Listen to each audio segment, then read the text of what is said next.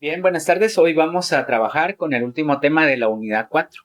Está hasta este punto, ¿verdad? Porque no, no se tuvo el tiempo suficiente para llegar hasta este punto.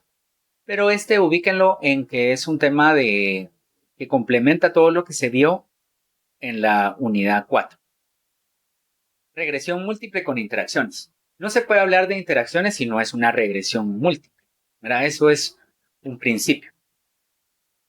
En primera instancia, una interacción, ¿cómo se va a definir? Bueno, la voy a buscar por acá porque ya perdí la definición. En la parte, en la unidad 4, parte 3, eso es lo que tenía por acá. Esta es la parte práctica. Pero veamos aquí la definición de las interacciones. Si se recordarán, las interacciones de ellas ya habíamos hablado anteriormente. Entonces, ¿qué son las interacciones? En las primeras unidades hablamos de las interacciones, de los efectos de mediación, de moderación, y una interacción se refiere a lo que ocurre cuando el efecto de una variable independiente cambia dependiendo del nivel de una segunda variable independiente. Esto quiere decir que el valor o la relación más bien que se establece entre x1 y y, eso lo podemos ver con una pendiente, por ejemplo. Esa pendiente puede modificarse según los niveles que toma una segunda variable independiente que la vamos a ver como una x sub 2. ¿Sí? Bueno, x sub 2. Entonces, en un modelo de regresión múltiple se usan únicamente los efectos principales cuando se asume que la relación entre una variable predictora y la variable de respuesta es independiente de otras variables predictoras. Pero eso, como ustedes van a ver, pocas veces sucede. Recordemos cómo era el primer modelo que vimos, la regresión lineal 5.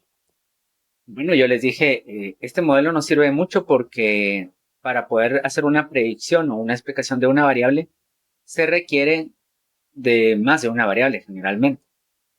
Entonces, la explicación de los valores que va a tomar una variable dependiente va a depender de más de una variable.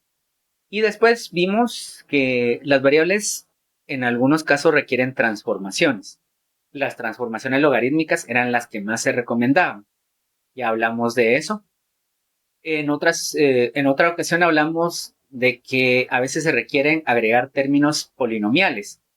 Y recordamos el test de Ramsey que nos establece si, o nos da como información si es necesario agregar un término polinomial o no. Puesto que, por ejemplo, un modelo lineal que no tiene términos polinomiales tiene una mala especificación. Es un modelo con una mala especificación. Si el modelo tiene una mala especificación, posiblemente tendremos que hacer algunas otras operaciones como transformación de variable dependiente, independiente o de ambas, o agregar términos polinomiales. Ahora bien, viendo las cosas desde otro punto de vista, ¿no? Esto es otro camino, ¿verdad? Alguien que conoce otras técnicas nos podría decir, también existe la regresión no paramétrica. Muy bien. Existen los modelos lineales generalizados aditivos que sirven para predecir variables cuantitativas. Entonces, eso también ya nos aproximamos y yo les advertí que no era parte del curso, pero es para que lo tomen en cuenta. Es que se les presenta la oportunidad de llevar un curso de ese tipo. Eh, Vimos esas técnicas. Vimos también los métodos para seleccionar variables. Y pues dentro de esos métodos también hablamos del criterio de parsimonia, en el cual yo les decía, si al agregar una variable adicional, aunque ésta tenga una capacidad predictiva estadísticamente significativa, lo que aporta al modelo con relación a no estar dentro del modelo es muy poco en términos de una mejora de su capacidad predictiva, evaluadas por una disminución del RMSE, por ejemplo, los valores también de A y C, B y C, o el aumento del R cuadrado ajustado. Entonces podemos quitar esa variable si consideramos que no va a ser imprescindible. Pero existe un concepto adicional que son los efectos principales. Los efectos principales han sido todos los que hemos visto en un modelo de regresión lineal múltiple. Cuando nos dice esta variable está explicada por el sexo, por la edad, por el porcentaje de grasa, por las ventas, por la publicidad en televisión, por la publicidad en radio. Todos esos eran efectos principales. Cuando estamos hablando de la interacción entre dos o más variables, porque esas interacciones se pueden crear entre publicidad de TV y radio, pero también se puede hacer una interacción más compleja, que sea publicidad entre televisión, radio e internet. Estamos hablando de algo diferente, ya no son los efectos principales. Y eso es lo que nos va a interesar. Entonces, volviendo a nuestra presentación en la parte de estos ejemplos, vamos a ver cuando la interacción se da entre una variable numérica y una categórica. Y yo les pregunto en este caso, sin que ustedes ahorita comprendan todo el problema, les voy a hacer una pregunta bastante sencilla. Si estas son dos rectas de regresión, se están entrelazando, eso es un aspecto importante para identificar una interacción. Pero antes de eso, yo les voy a hacer una pregunta más sencilla. ¿Será que este modelo naranja y este modelo celeste tienen la misma pendiente, sí o no?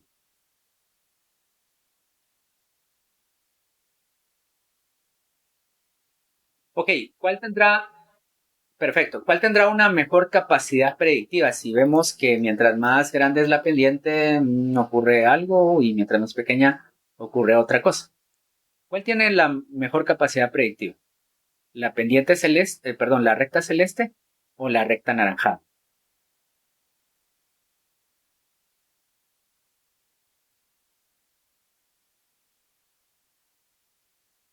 ¿Qué es mejor, que la pendiente se acerque a cero o que se aleje a cero? Que se aleje de cero. Ah, bueno, el valor de la celeste, perfecto. Sí, no, pero perfecto. Ahora no tenemos el valor de t, pero tenemos el valor de la pendiente. Ahora bien, estos modelos se obtuvieron posiblemente con diferentes tamaños de muestra, porque eso no lo sabemos, ¿ya? Pero entonces ya les empiezo a explicar cómo funciona esto. Este es un gráfico que se llama un gráfico de interacciones. Se realiza con un paquete de R que se llama interactions. De primero uno crea el modelo con interacciones y luego grafica ese modelo. Pero aquí está la interacción entre una variable numérica y una variable categórica. De primero, la variable que que tenemos como variable de respuesta es dead space, la que está por acá. Por el momento no le pongan atención a esta variable. Lo único que sabemos es que esta es una variable numérica, type. A medida que aumenta esta otra, de manera que la relación es directa entre ellas. Pero si hacemos un análisis estratificado por una variable categórica, que en este caso es dicotómica, vemos que estas variables tienen diferentes pendientes. Si tenemos aquí dos modelos eh, parciales, un modelo en el cual incluye a los pacientes con asma, que serían los de esta recta naranja, y los pacientes sin asma con la recta celeste, vemos que las pendientes son diferentes. La una es 1.19 y la otra es 0.41. El primero que vamos a analizar es un cambio en las pendientes. Si hago un análisis entre la variable cuantitativa predictora y la variable predicha cuantitativa, obviamente voy a usar un análisis de regresión, pero si hago un análisis para cada una de las categorías de una tercera variable que es categórica, en este caso solo tenemos dos categorías, si las pendientes de esas diferentes rectas de regresión varían entre sí, y si cuando estamos haciendo la gráfica vemos que estas gráficas van a entrecruzarse, decimos entonces que hay una interacción. Este concepto de entrecruzamiento es importante porque lo vamos a ver también cuando se utilizan variables cuantitativas, cuando la interacción se da entre dos variables numéricas. Ya no es tan fácil de entenderlo, pero si entendemos bien este concepto, vamos a entender mejor el otro. ¿Por qué? Porque no solo se trata de decir, es que se están entrecruzando. Y tampoco se trata solo de hablar de las pendientes.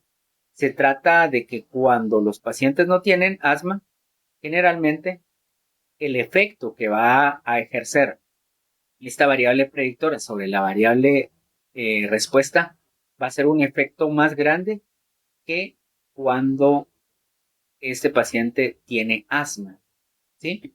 No les voy a explicar con detalle porque la verdad es que ahorita hay muchas cosas en las cuales avanzar y lo importante acá es entender de que hay una interacción.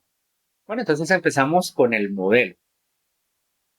La forma en la que se presentan acá los resultados, no sé si alguien ha utilizado Stata. ¿Algunos de ustedes han utilizado Stata? ¿No? Bueno, Stata es otro software muy potente, es un software de pago, pero bueno, es muy bueno. Es parecido a R en el sentido de que también se usan eh, sintaxis, aunque las sintaxis son más sencillas, ¿verdad? Y tiene otras ventajas sobre R, aunque pues con todo lo que se puede hacer en R, hay muchas ventajas de R sobre sus desventajas. Entonces, la forma de presentar este cuadro tiene que ver con un paquete de R en el cual hacemos el modelo y después nos lo presenta de esta manera, que sería una forma de hacer la interpretación de los resultados. Recuerden que en la unidad 6 hay un tema que es cómo presentamos un modelo de regresión. Este es un ejemplo, nos está dando los estadísticos fundamentales que deberíamos de presentar, por ejemplo, en un artículo de revista. Si hacemos un estudio en el cual nuestro modelo es un modelo de regresión lineal múltiple, deberíamos de presentar esto que aparece por acá, pero esto no lo está diciendo el paquete. Bueno, porque el paquete está hecho conforme ciertas normativas que vamos a ver en la siguiente y última clase. Y aquí están entonces el estadístico, el error estándar, el valor de t y el valor de p. El estadístico más importante lo vamos a ubicar con el estadístico de t, que sería height, 7.29. Pero vemos que entre height y asma, que es una variable cuantitativa y una cualitativa, se establece un valor de un estadístico de t. Este estadístico de t va a tener un resultado negativo dependiendo de cuál es la variable o la categoría que se está explicando acá. Dice que cuando una persona tiene asma, la relación que va a haber entre esta y esta otra va a ser negativa. ¿Ah? Ya sabemos por qué, porque pues si tuviéramos como referencia, si tuviéramos acá asma no, el resultado sería positivo. Entonces, este valor negativo en primera instancia nos está diciendo de que asma, ya no asma, sino que la relación de asma va a mostrarnos cuando está presente una relación eh, que tiende a dar resultados más bajos que cuando está ausente. El valor P que aparece acá, ese es el valor importante porque ese es un valor estadísticamente significativo. Si nuestro valor no fuera estadísticamente significativo, en esta gráfica no tendríamos que estas rectas se entrecruzan y las rectas serían paralelas porque tendrían la misma pendiente o una pendiente similar. Entonces, aquí ya vimos el análisis gráfico. ¿Qué ocurre con las pendientes cuando se hacen modelos con las diferentes categorías de esta variable con la que se está evaluando la interacción? Pero ocurre otro aspecto que, como ustedes se recordarán, cuando hacemos un modelo polinomial, ¿qué era lo que ocurría? El modelo polinomial está relacionado con un problema de autocorrelación o con un problema de multicolinealidad. A ver, ¿quién responde esto?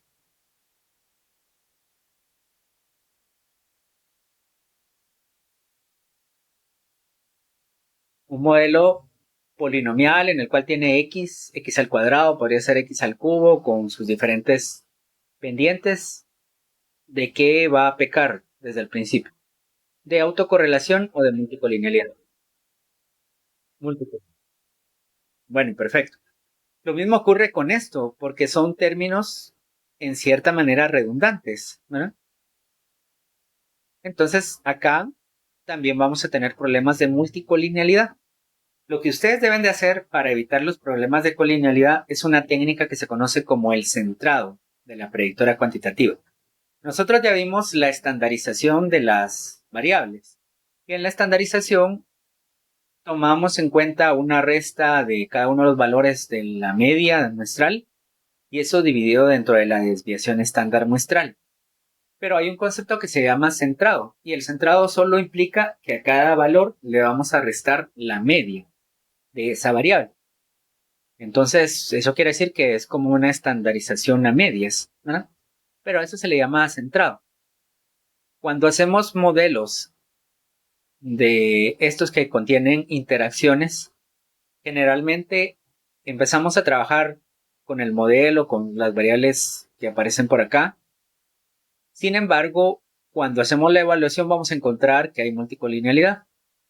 Vamos a lidiar con la multicolinealidad restándole a cada uno de los valores observados su media.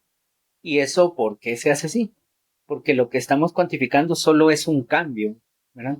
Un cambio en esa variable. Un cambio en esa variable que va a predecir el valor que va a tener en promedio esta variable que aparece por acá. Por lo tanto, también hay que tomar en cuenta que en el centrado no se hace centrado de la variable predicha o respuesta, sino que solo de las variables cuantitativas que son predictoras y que participan en la interacción. Si una variable no participa en la interacción, no la vamos a centrar. ¿Qué hace el centrado? Solo nos da un valor mínimo respecto a la media que podría explicar un cambio que existe en la variable dependiente. Veamos qué ocurre acá entonces con este modelo. El intercepto varía, pero el intercepto no me dice mayor cosa. Solo es por dónde pasa esa recta, ¿verdad? Ahora bien, tenemos cambios en, en algunos de estos predictores o estos coeficientes. El que encontramos acá es 17.06, que era para la variable cualitativa. Va a haber un cambio por acá, pero ese va a ser entonces el resultado que vamos a obtener. No hay cambios para la variable cuantitativa de signo, perdón, para esta variable cualitativa, que es la variable con la que estamos haciendo la interacción. Dado que está interaccionando con la variable que centramos, sí hay un cambio de signo y un cambio del valor que tiene por acá.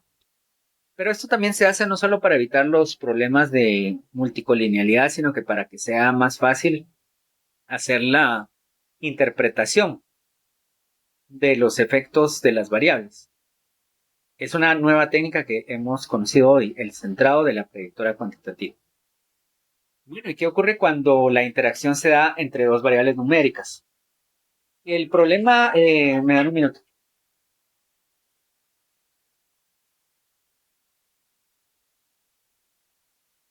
Entre dos variables cuantitativas ya no vamos a tener una gráfica que se interprete de una forma tan sencilla, ¿sí? Sobre todo si estamos estableciendo una interacción entre más de dos variables. Entonces, ¿qué ocurre por acá? Lo primero es de que aquí tenemos dos variables, la variable respuesta y la variable predictora, ¿sí? Ahora veamos por acá. Esta que aparece por acá es la media de nitrógeno. ¿Cómo sabemos que hay una interacción? Si esta variable que se llama nitrógeno nosotros la categorizáramos en diferentes valores,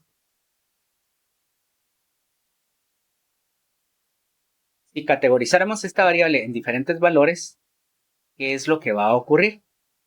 Bueno, vamos a tener, por ejemplo, tres niveles. Suponiendo que tenemos un nivel bajo de nitrógeno, un nivel medio de nitrógeno y un nivel alto de nitrógeno. Esperaríamos que si hay interacción, se cruzaran las variables y tuviéramos diferentes pendientes. ¿Sí? Diferentes pendientes. Bueno, aquí no estamos haciendo eso, pero sí tenemos diferentes valores de la variable que supuestamente nos está causando una interacción, que es el nitrógeno. ¿Por qué? Porque por un lado tenemos el valor promedio y el valor de menos una desviación estándar y más una desviación estándar. Si nos damos cuenta, cuando tenemos, estos son otros valores de nitrógeno, estos son otros valores y estos otros. Tenemos como 3 valores diferentes de nitrógeno sin que hayamos hecho una categorización. Ahora bien, ¿qué es lo que ocurre con esto? ¿Estas líneas son perpendiculares entre sí o no?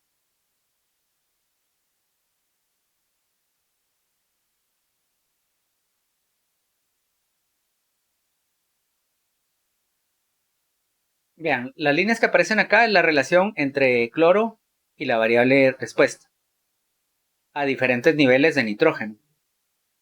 ¿Estas líneas tienen la misma pendiente, sí o no? Bueno, entonces, si no tienen la misma pendiente es porque hay una interacción. Porque si no hubiera ninguna interacción, estas líneas serían perpendiculares entre sí, ¿ya? Lo que nos está diciendo que diferentes niveles de nitrógeno me explican diferentes pendientes que hay entre la capacidad predictiva del cloro para predecir a Y. Vean, aquí tenemos unos valores de nitrógeno para predecir a Y. Estos son otros valores diferentes de nitrógeno para predecir a Y con otra pendiente diferente. Y estos son otros valores. De manera que como cambian las pendientes, posiblemente vamos a encontrar una interacción. Y es así que cuando estamos investigando entre cloro y nitrógeno, hay una interacción estadísticamente significativa. Como les digo, esta gráfica es más fácil de interpretar. Mientras que esta otra es más difícil, pero si tenemos la idea,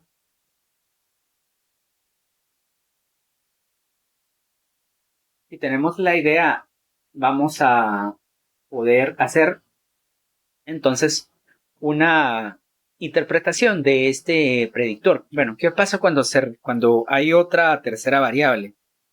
Ahí ya se habla de sobre superficies de respuesta.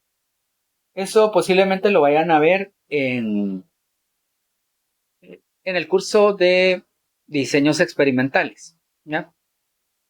Las superficies de respuesta, pues es hasta donde llega la parte gráfica para entender las interacciones. No hay más que eso, a veces hay más variables, hay más interacciones, esos modelos son más complejos. Entonces, quiero que tengan en cuenta algo para el siguiente tema, que va a ser lo del muestreo, que aquí tenemos el término de potasio, de cloro, de nitrógeno. El intercepto, pues ese no es un término. Ahora tenemos 3 términos predictivos y uno más. Como que si tuviéramos 4 variables. Aunque solo tenemos 4 variables predictoras, pero este término que aparece por acá nos está hablando de un término adicional. Entonces les pregunto, si yo tengo una regresión cuadrática, ¿cuántos términos explicativos tiene esa ecuación?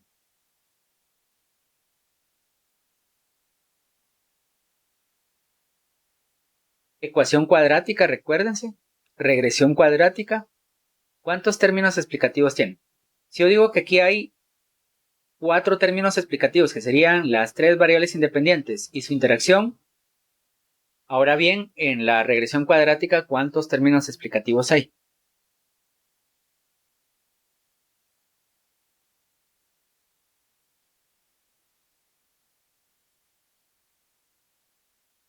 A ver, y es igual a un intercepto más una pendiente por x más otra pendiente por x al cuadrado. ¿Cuántos términos predictivos hay en esa ecuación?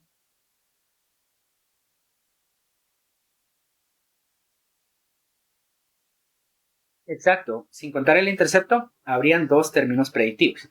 Eso es importante porque nos va a servir para el cálculo del tamaño de la muestra. Entonces, para terminar esta parte explicativa, tenemos acá que yo hice un modelo sin interacción y un modelo con interacción. El modelo sin interacciones tenía un R cuadrado ajustado de 0.80. Este de 0.83 tiene el mismo tamaño de la muestra. El criterio de acá y que acá nos está hablando de una menor pérdida de información, el bayesiano también, y hay menor RMSM, menor error. Este tiene una mejor capacidad predictiva. Sin embargo, hay que tomar en cuenta que este es un modelo más complejo. Recuerden que para lo que nos sirven los modelos es para explicar y nos van a servir para predecir. Entonces yo me pregunto qué es mejor con este aumento que hubo en el R cuadrado. Es mejor utilizar el modelo con interacciones, tomando en cuenta que es un modelo más complejo, que requiere otras operaciones como es el centrado, que ese también está centrado. Yo también tuve que calcular aquí, hacerle la operación del centrado, que era restar de las variables cuantitativas que estaban al menos en la interacción, restarles el valor de su media correspondiente, no para la variable de respuesta. Bueno, esas son cosas que uno va tomando en cuenta dependiendo de la experiencia. Yo pensaría que este modelo no mejora mucho con las interacciones, pero sí me sirvió para ilustrar el ejemplo. Podría quedarme con un modelo más sencillo, que es un modelo sin interacciones, porque solo es un modelo que nos presenta términos sencillos de forma aditiva. Aquí los términos también están de forma aditiva, pero nos aparece un término más complejo. Entonces, no es mucho lo que mejoró, pero sí identificamos la interacción, que es estadísticamente significativo.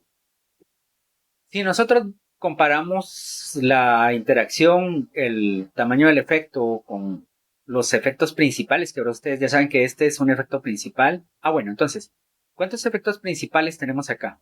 No se cuenta el intercepto, solo se cuentan los efectos de las predictoras de forma individual. Potasio, un efecto, cloro, un efecto, nitrógeno, un efecto. Entonces tenemos un efecto de interacción y tres efectos principales en este modelo. No les voy a hablar de otros detalles porque eso ya complicaría más la explicación, pero sí les puedo comentar que se pueden hacer, por ejemplo, acá otras interacciones o hacer un modelo solo con interacciones. Eso no sería práctico explicarlo porque requeriría más tiempo. Y por el otro lado, vamos con una idea de un modelo aditivo al que se va volviendo más complejo. Entonces, tenemos tres efectos principales, si esta fuera una pregunta de examen, y un efecto de interacción. Esa es la parte